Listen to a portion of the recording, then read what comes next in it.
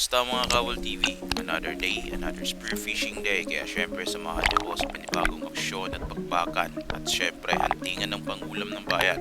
So ngayon, kasama natin sa bakbakan to. Syempre, hindi mawawala yung dive body natin, si John Spen. At yung dala nating spear gun is yung 160cm natin, which is tinatawag nating shotgun. So dito nag-sit up muna tayo, syempre. At bago tayo magsimula for deep diving, syempre kailangan muna natin mag-practice. Yun yung pinakaunang ginagawa natin pag namamana tayo. Shallow hunting muna ka ng konti, magpa-practice ka muna ng breath hold mo, at sinisiguro na lahat talaga ay nasa saktong kondisyon, lalo na yung pag-equalize natin. So yun ang pinaka-importante bago tayo mag deep dive. So dito, syempre check natin muna yung spot. So pabalik-balik lang yung spot natin kasi wala akong ibang spot dito. Pera na lang siguro pag meron tayong pump boat. Hopefully, sana makabili tayo. Gusto ko sanang mag-visit sa malayo-layo na part. Syempre yung wala ganong aktibidad yung dagat, lalo na yung may diving and snorkeling, kasi yung pinaka reason kung bakit wala ganong isda, wala mga pelagic na dumadaan. So dito, sabi ko, check natin and let's check the clip. At siya nga pala, ang style natin sa pamamana, gumagamit tayo ng technique na tinatawag nating fish calling. Ito yung pinakamainam na paraan para mismo yung isda na yung lalapit sa atin. Pero syempre, ingat sa ganitong estilo kasi may marami tayong nakikita na nagfi-fish calling tapos ang daming nare-release na hangin while nandun sa ilalim ng tubig.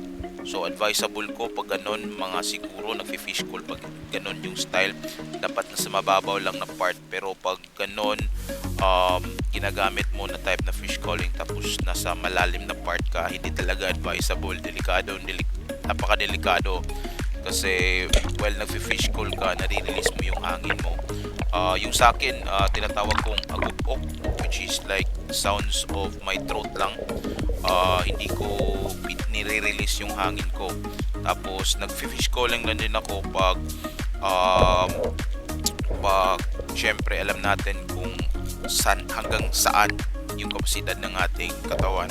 So ganon. At dito nakakita tayo ng isang needlefish, kaya syempre tinira ko. At yun, good shot natin yan. At syempre shoutout din sa kaibigan nating isang spero din dito sa Moalboal, Cebu, si Wardel. Kasama natin ngayon. Actually may kasama siyang iba, import from different country. So shoutout sa iyo, Wardel. Import lagi daw.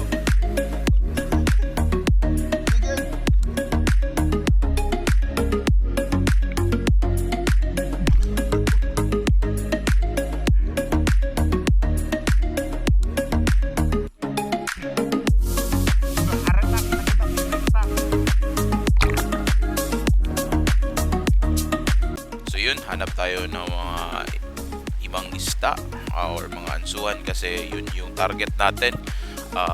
Masarap yun pag ihaw. So dito, check natin kung meron ba tayong makikita. Pero sabi ko, sobrang daming aktibidad ang ngayon sa dagat. Kanina lang mga around 20 divers nakita natin. Hindi ko na binidyohan. Nakita natin palibot-libot sa spot natin. Kaya syempre pag ganyan, lumalayo talaga tayo. Kasi doble ingat na lang din.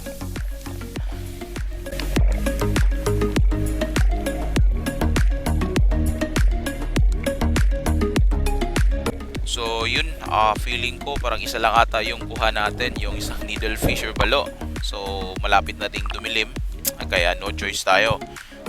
Pag dive ko, mga ilang minuto may nakita tayong isang butete or pufferfish, which is good size na din. Kaya tinira ko. Nung pagkatira ko, bad shot nga pala to. Hindi ko na stone or hindi ko na tamaan yung ulo. pag-check ko naman, hindi naman siya gaanong napuruan sa may part ng caudal fina or nasa anal part, kasi doon yung part which is na may sex organ sila doon na pinaka-deadliest or poisonous na nag-contain ng isang tetrodotoxin. So pag-check ko, hindi ko naman natamaan yung part na yon. So goods na din, and good size din yung puffer fish natin. Yun nga lang, yung shaft natin sobrang sira. Grabe. Mga ilang minuto pa akong nagkumpuni nito para lang maibalik or may tuwid ko or ma-straight ko yung spear shaft natin sa spear gun. At sa araw na to, may unforgettable experience is yung barrel natin. So makikita natin sa video na to na yung barrel is sinecured ko sa pise, pero pagkatapos tinanggal ko, at doon ng pagkatanggal ko sa aking barrel, nagkumpuni ako sa aking shaft or itinuwid ko at nalimutan ko yung barrel ko, which is breakaway setup yung pana natin. So syempre pag tanggal ko ng pise sa barrel ko, naanod yung barrel natin. So check natin yung clip.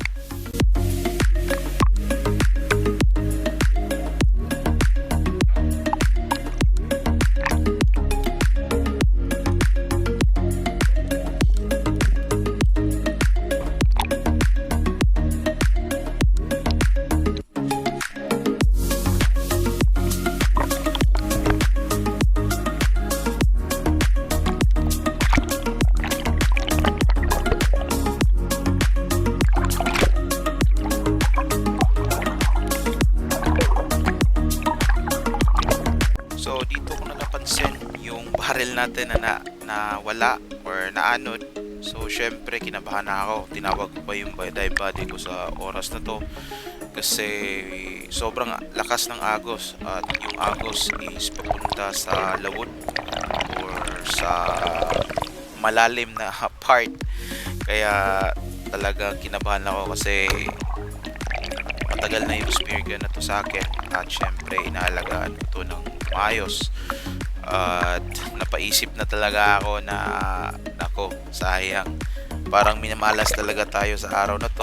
Wala pang kuha na isda or wala pang isda na madadala. Meron nga, pero kaso sa butete, pero masarap naman din. Dito mga nasa around 40 plus na minuto kami naghanap sa barrel. At syempre sa part doon si John Spen, at ako naman dito sa part sa malalim. So yun, sabi ko sobrang tagal talaga. At check natin yung clip.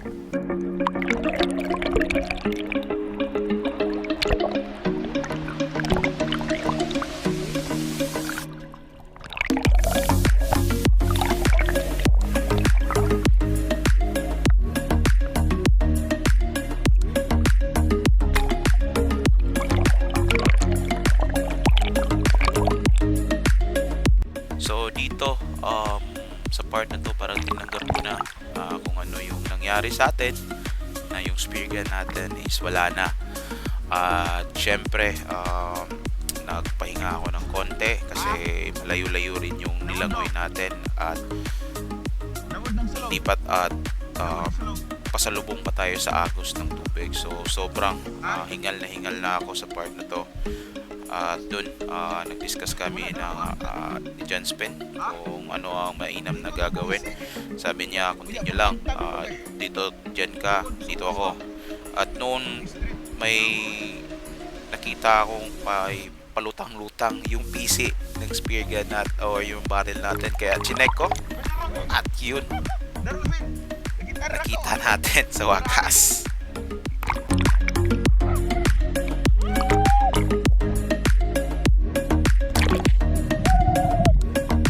Syempre, sobrang saya natin. Para tayong bata na binilhan ng laruan nung mga oras na to. At syempre, sobrang saya at halong kaba kasi akala ko hindi na natin makikita yung spear gun natin. So blessed pa rin At salamat sa Panginoon at nakita natin yung spear gun natin.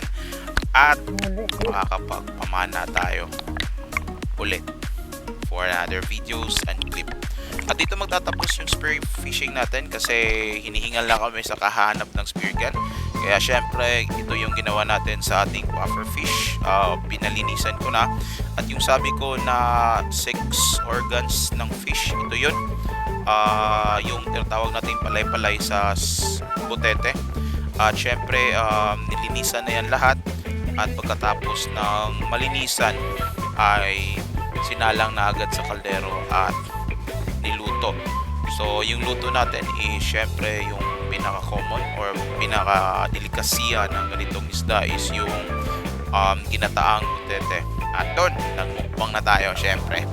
At salamat nga sa mga followers at sana magustuhan nyo ang video na to. Wala nga agad tayong ganong kuha pero bless pa rin. Thank you!